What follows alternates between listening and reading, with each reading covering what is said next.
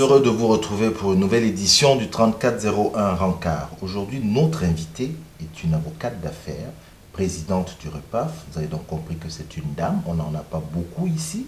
Aujourd'hui, on en a une. Stéphanie Autou est notre invitée. Nous la retrouvons donc après ceci.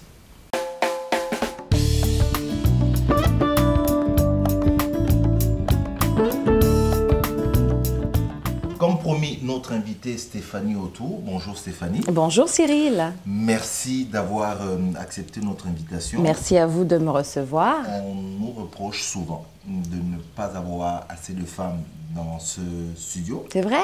Oui, c'est vrai. Je vous le confirme.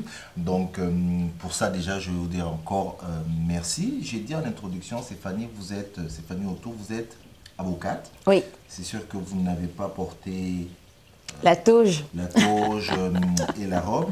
Donc, vous êtes avocate d'affaires, c'est ça? Oui, tout à fait. Vous travaillez pour le cabinet, c'est quoi? Triton Média. C'est une compagnie, voilà, Triton Média, qui est une compagnie américaine qui fait dans les télécommunications, technologie de l'information, Internet. Et moi, je suis spécialisée en propriété intellectuelle, en fait. Ok, donc droit des médias, propriété intellectuelle. Exactement. Je rappelle que vous êtes d'origine camerounaise. Oui. Profondément québécoise. Profondément québécoise. Qu'est-ce que ça veut dire? Ça veut dire que je suis arrivée au Québec, j'avais 8 ans. Donc, c'est sûr que beaucoup de mes repères... Il y a pas longtemps. Une petite vingtaine d'années. Okay. Quand même, ça passe vite. Hein. Oui. Et donc, c'est sûr que beaucoup de mes repères sont québécois, beaucoup de mes valeurs sont québécoises. Mes parents ont je pense, réussi à quand même m'ancrer très, très profondément dans le Cameroun et dans sa culture. Je suis camerounaise. Hein. Quand on me pose la question, je réponds je suis camerounaise. Donc, mais je me reconnais beaucoup au Québec et je suis très, très attachée au Québec. Propriété intellectuelle, avocate, question très banale. Est-ce c'est une filiation ou vous avez aimé ça depuis vos études de droit? Vous saviez que c'est ce que vous vouliez faire? En fait, il faut dire qu'avant d'aller en droit, j'ai beaucoup hésité. J'ai pensé faire de la communication à un moment donné. Et j'ai un amour très, très profond pour la communication, pour les médias. Et donc, naturellement, en me spécialisant, j'ai cherché à me rapprocher de mes premières amours. Donc... Vous avez dit, Stéphanie, que le cabinet pour lequel vous travaillez est un cabinet américain, c'est ça? Oui. Mais basé à Montréal? Non, le siège social est à Los Angeles. On a des bureaux, le plus gros bureau étant à New York, à Chicago, à Boston. Mais moi, je suis au bureau. En fait, c'est suite à une acquisition d'une firme montréalaise qu'on a eu un bureau montréalais. Mais... Parlons de ce métier d'avocat. Est-ce qu'on a un barreau, on peut parler aujourd'hui d'un groupement de barreaux, d'un barreau où il y a beaucoup d'avocats originaires d'Afrique? Non. Non, il n'y a pas beaucoup d'avocats originaires d'Afrique. Il y a d'ailleurs très peu d'avocats, enfin, toute proportion gardée évidemment, il y a encore peu d'avocats qui sont noirs. Donc on a un petit peu d'Haïtiens, mais la proportion d'Africains est encore très très très faible. Pourquoi?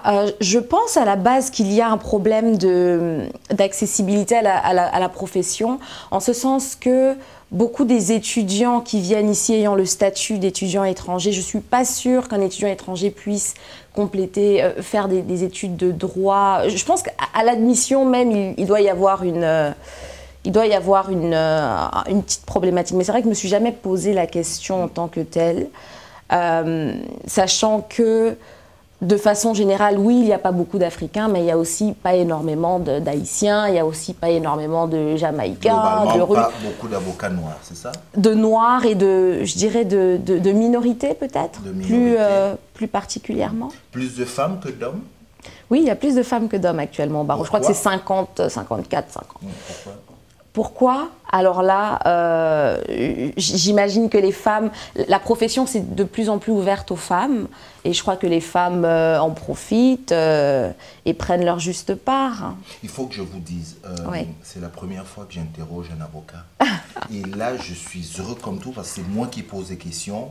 Pour une fois, l'avocat doit répondre. C'est pour ça que je pose ces questions, mais c'est aussi parce que quelque part, de vous voir comme ça, de vous présenter, donc avocat d'affaires, vous êtes femme, vous êtes noire. Oui. Et là, effectivement, vous nous dites à quel point cette profession semble encore fermée.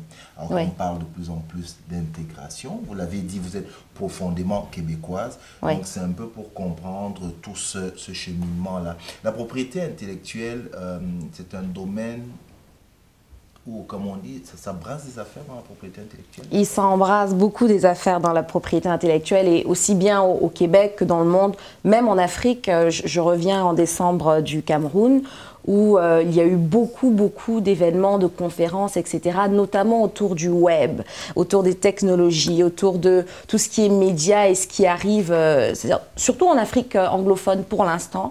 L'Afrique francophone est encore un petit peu derrière en ce sens, mais de plus en plus, on voit l'émergence des nouvelles technologies et des médias, des réseaux sociaux, etc.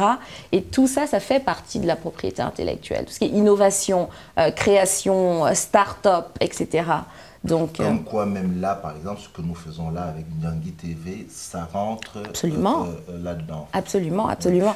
Et il y a énormément, ça n'a pas souvent l'air à première vue, mais il y a énormément de considérations d'ordre juridique qui entrent en compte dans ce genre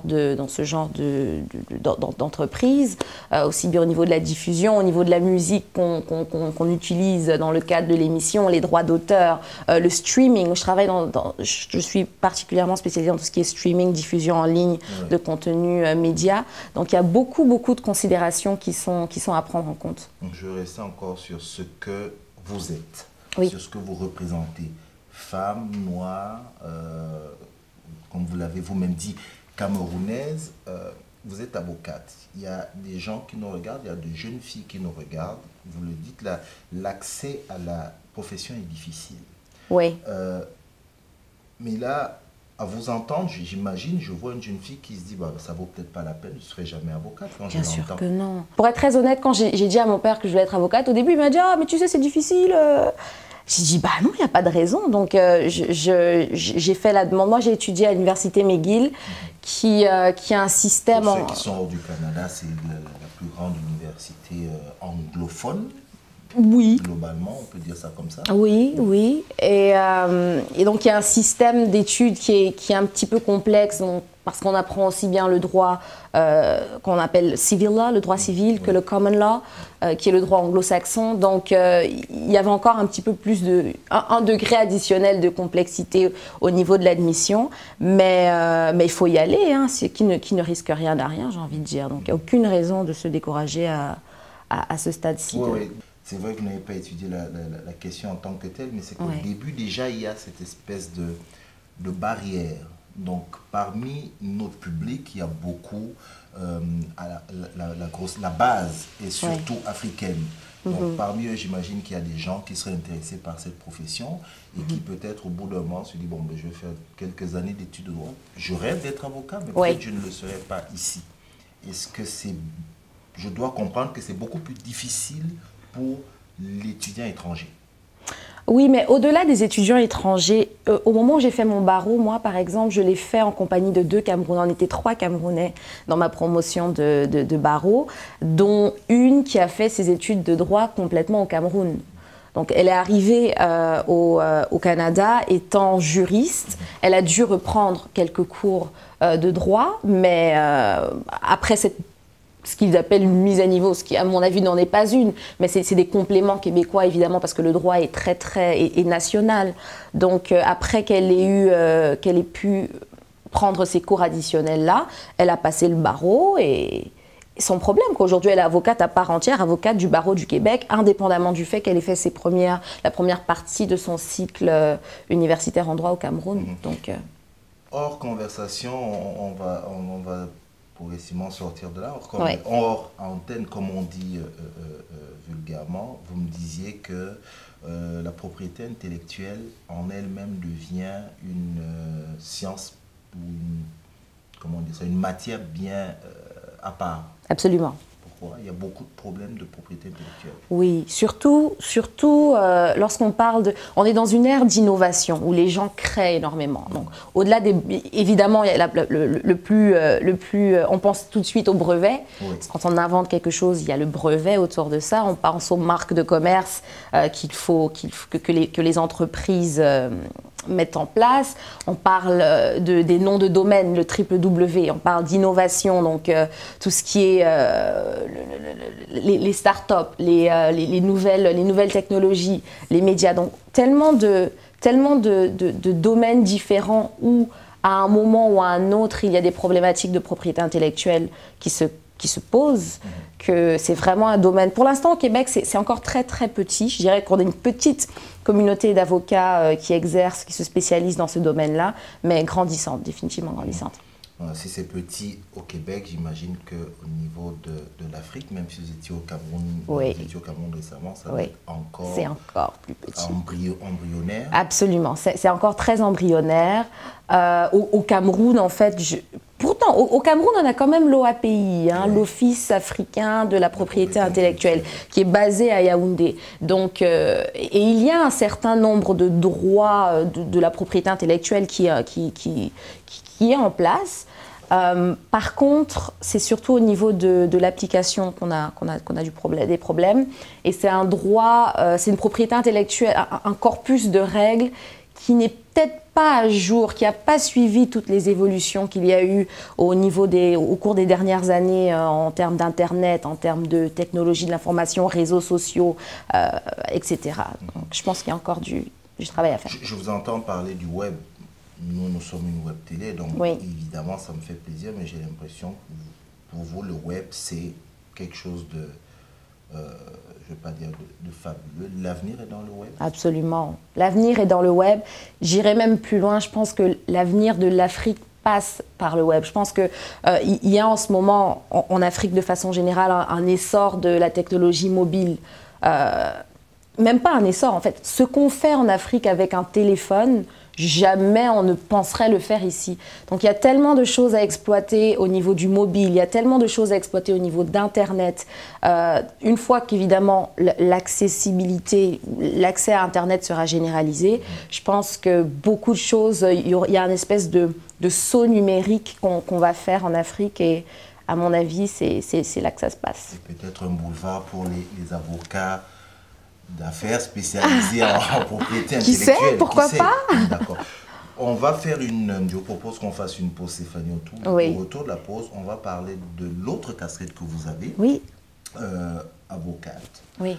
Dans un domaine, dans une spécialisation, dans un domaine où il y a très peu de monde, finalement, oui. d'origine africaine. Et il s'avère que vous êtes à la tête du réseau des entrepreneurs et des professionnels africains. Je voudrais qu'on en parle juste après la pause. Avec plaisir.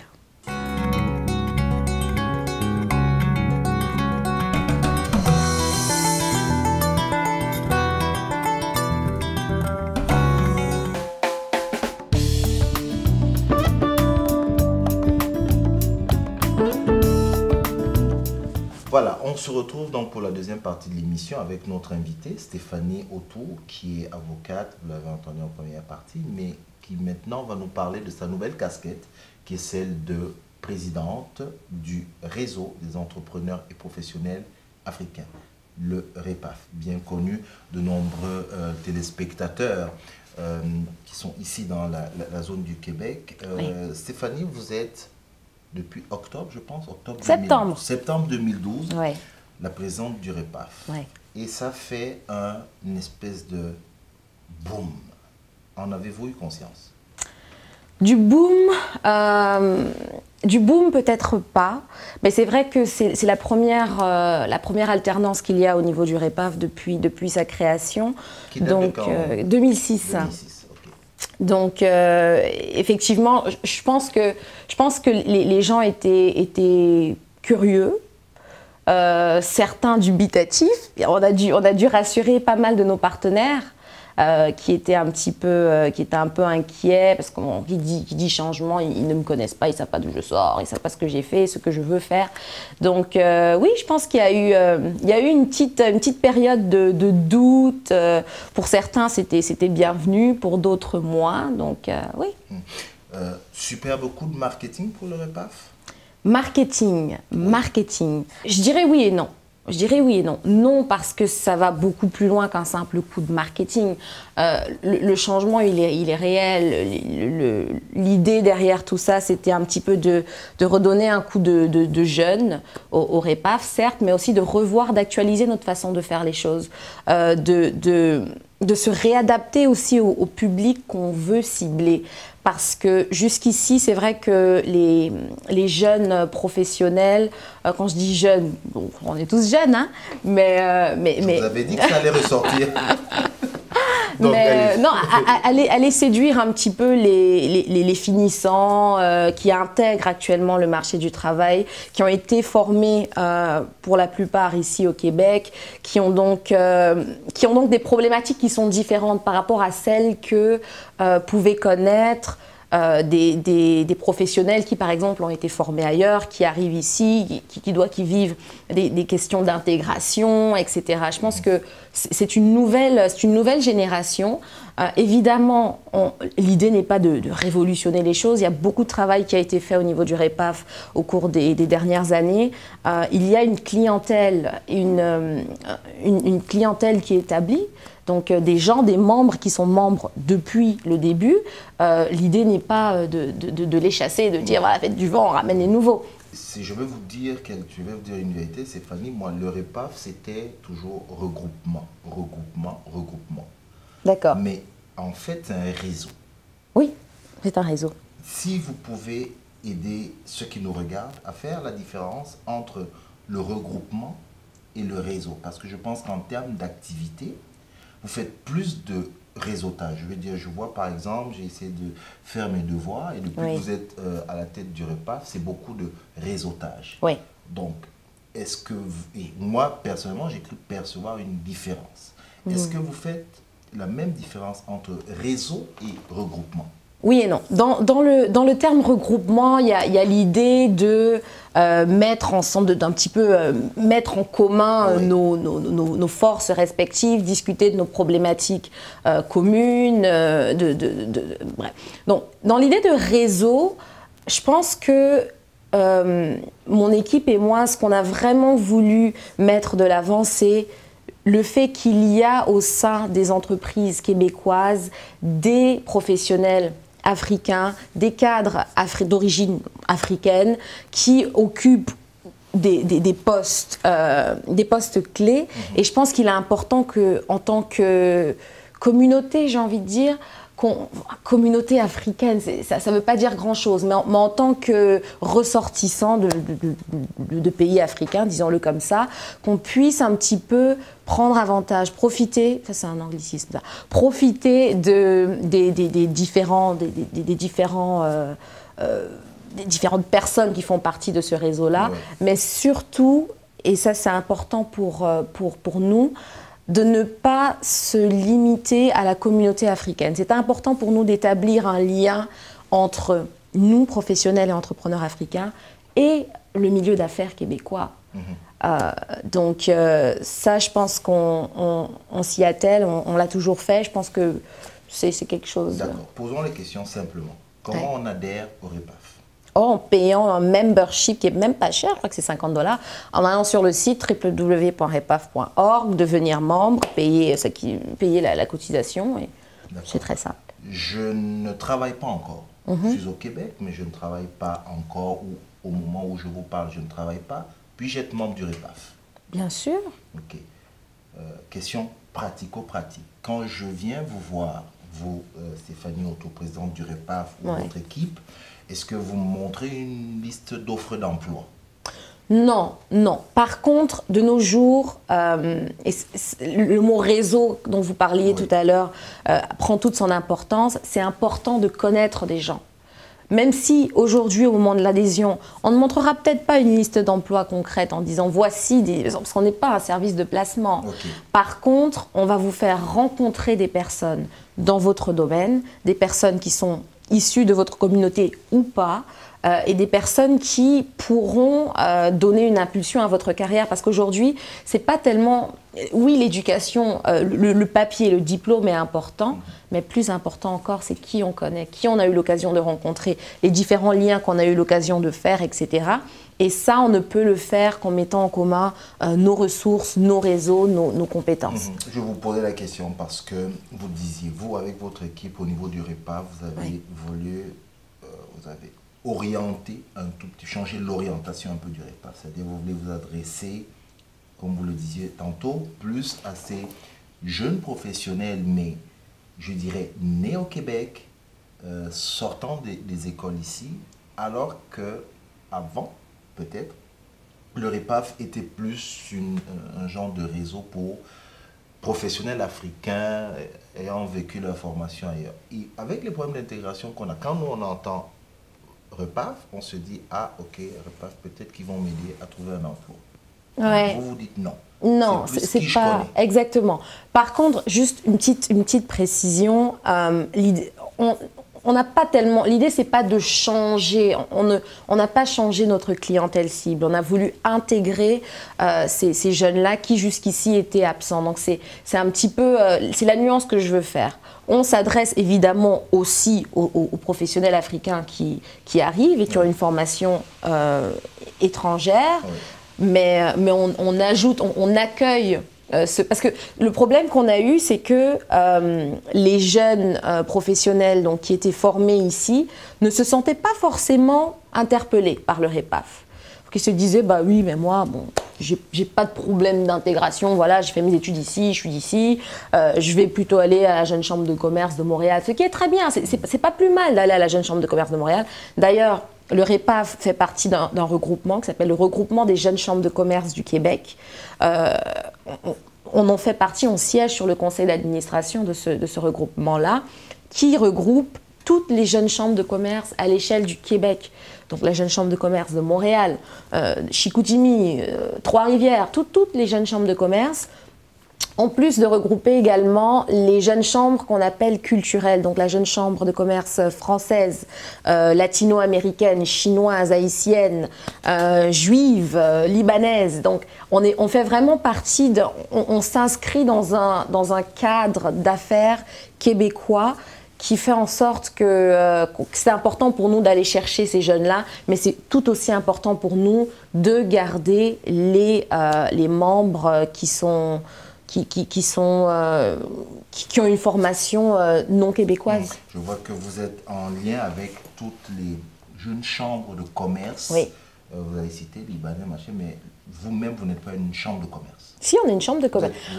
Oui, c'est-à-dire ça s'appelle le nom REPAF, le réseau est né. On a gardé le nom original, mais dans le fonctionnement, on est une chambre de commerce. On met en contact des entrepreneurs, des gens d'affaires de différentes sphères. On a créé cette année quelque chose qui s'appelle les clubs affaires, qui permettent donc de regrouper différents entrepreneurs, soit qui ont un intérêt commun, soit qui ont des spécialisations complémentaires, afin qu'ils puissent travailler ensemble, afin qu'ils puissent un petit peu s'entraider, etc., discuter de problématiques qui sont pertinentes à leur domaine spécifique. Sans connaître quelqu'un, quelque part. Il me semble, quand je vous entends, qu'il est très difficile de prospérer ici, ou de créer son entreprise, comment vous parliez, de donner une impulsion à sa carrière. En tant que communauté particulièrement africaine, la question qu'on doit se poser, c'est, en arrivant ici au Québec, oui, on peut avoir tendance à rester un petit peu entre nous, si bien qu'on va faire affaire entre nous, on va s'aider entre nous, mais on est complètement à l'écart du système qui est mis en place pour tous. Donc il y a beaucoup de subventions, par exemple, dont on n'a pas connaissance. Il y a beaucoup de programmes ou de personnes qui cherchent à rencontrer des entrepreneurs africains, des fois qui veulent faire affaire avec l'Afrique. Il y a quelques semaines, actuellement, le gouvernement du Québec est en train de travailler sur quelque chose qui s'appelle le plan Afrique, que le ministre Jean-François Lisée va annoncer au mois de juin prochain. Et dans le cadre de ce plan Afrique, ce qui est intéressant, ils ont contacté le REPAF en disant « c'est important pour nous de savoir qu'est-ce que les diasporas africaines peuvent apporter dans la mise en place de ce plan, dans la conception de tout le plan. Au-delà de la conception, c'est vraiment la mise en œuvre. Comment est-ce que le Québec va réussir à augmenter ses exportations, ses relations commerciales avec l'Afrique? Bien, ça, c'est le plan que le ministre Jean-François Lisée va nous présenter. Par contre, comment est-ce que nous, en tant qu'Africains, on peut contribuer à ces relations commerciales-là, être un vecteur, un espèce de trait d'union entre les deux, ça c'est quelque chose on travaille là-dessus et voilà. Oui, là vous voyez, vous venez de me donner et de nous donner à ceux qui nous regardent, j'allais dire un bon plan. Pas un bon point, je ne dis pas que ce que vous avez dit depuis le début n'est pas un bon point, mais un point dans le sens où on vient voir le REPAF pour, voilà, le gouvernement travaille sur ce plan Afrique, ça peut intéresser les gens qui ne le savaient pas, qui vont probablement vous contacter, voir dans quelle mesure travailler ou apporter aussi leur contribution. Et là, je dis, ah ok, on est dans du, si vous permettez, pour moi, du concret du REPAF. Oui, mais encore là, je pourrais vous en parler longtemps du concret du REPAF. Il y a énormément d'initiatives très concrètes. Alors, par exemple... on va finir là, mais donnez-moi deux... Le programme de mentorat. Le programme de mentorat que le REPAF a mis en place, les entrepreneurs africains ont accès à des mentors qui ne sont pas forcément africains, par contre. Ce sont des mentors qu'on a pris dans les communautés d'affaires avec lesquelles on a des liens. Un mentor qui est attitré à l'entrepreneur en question, qui le suit dans la mise en œuvre de son programme et qui l'aide, qui s'assure que son entreprise est adaptée au marché et apte à faire face aux différents défis qui s'annoncent. D'accord. On est en train de terminer notre émission. Je voudrais savoir, pour vous contacter, il y a une adresse internet info@repaf.org. Le REPAF aujourd'hui, rapidement, c'est combien? Je vais vous les donner comme ça en rafale. C'est combien de membres? 400 membres. 400 membres. Vous m'avez dit le membership, c'est $50. $50. À eux, hein, vous dites ça, c'est pas je m'adresse à eux. Oui, c'est à eux. 400 membres, $50. Sur le site internet www.repaf.org, vous aurez toutes les informations. On peut s'inscrire n'importe quand. N'importe quand. Machin. Absolument. Outre le fait que vous soyez venu ici aujourd'hui en parler, et je vous en remercie au nom de toute l'équipe de Nyongi TV, est-ce que vous travaillez à faire connaître un peu plus le REPAF auprès des communautés africaines ou pas?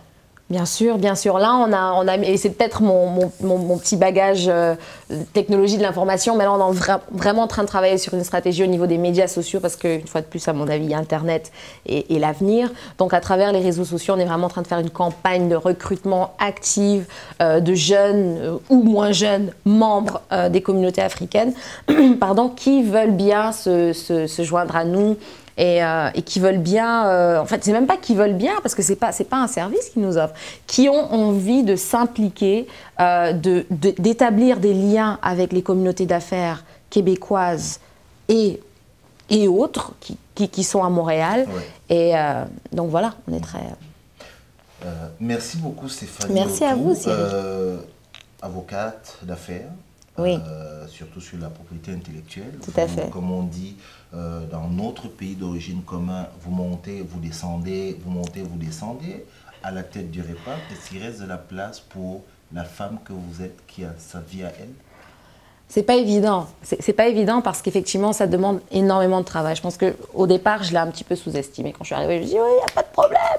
Mais c'est vrai que ça demande beaucoup de travail. Donc, il y a certains projets de mes projets personnels que j'ai dû mettre un petit peu on hold parce que dans le cadre de ce mandat-là, d'ailleurs, mon mandat qui finit, je suis déjà mi-mandat là. Hein. Non, la question c'était est-ce qu'il y a encore un peu de place pour vous, Stéphanie Autou, dans votre vie privée? La vie privée? Oui. Il y a la place? Oui, je me réserve certains moments. D'accord. Ok, ben je vous remercie. Et puis, comme vous avez dit que effectivement vous travaillez en ce moment sur des stratégies de communication, et puis vous avez répété aussi ce qui est pour moi aussi mon mantra, que le web est l'avenir. Sachez que effectivement Njangui TV se fera un plaisir de vous accompagner, si bien sûr vous voulez bien de nous. Absolument, avec un grand plaisir. La perche, et je la saisis. Et vous la saisissez. Merci beaucoup, Stéphanie. Merci à vous, Cyril. Accepté notre invitation. J'espère que ceux qui nous ont regardés ont été intéressés par vos discours et surtout en ont tiré des leçons. Je pense au REPAF, je pense à la carrière d'avocat, oui. et puis ce fameux plan Afrique là, qui semble à suivre. Voilà, qui est à à suivre. Absolument. Je vous remercie encore une fois. Merci. Je vous souhaite très très bonne continuation. À vous aussi. Voilà. Voilà, c'est la fin de notre émission. Notre invité, donc, je rappelle, Stéphanie Otto, qui est avocate d'affaires spécialisée en droit de la propriété, qui est aussi parallèlement présidente du REPAF, donc le réseau des entrepreneurs et professionnels africains. Elle vous a donné toutes les coordonnées, et puis bon, on est sur le web, hein, donc ça y est, vous allez vous chercher. Je vous remercie encore une fois. On se donne rendez-vous la prochaine fois. Je suis Cyril Ekwala, comme vous avez vu mentionné en bas. Et le monsieur qui est derrière, là, qui fait ces images, Honoré Doudou Noumabe. À la prochaine, à bientôt.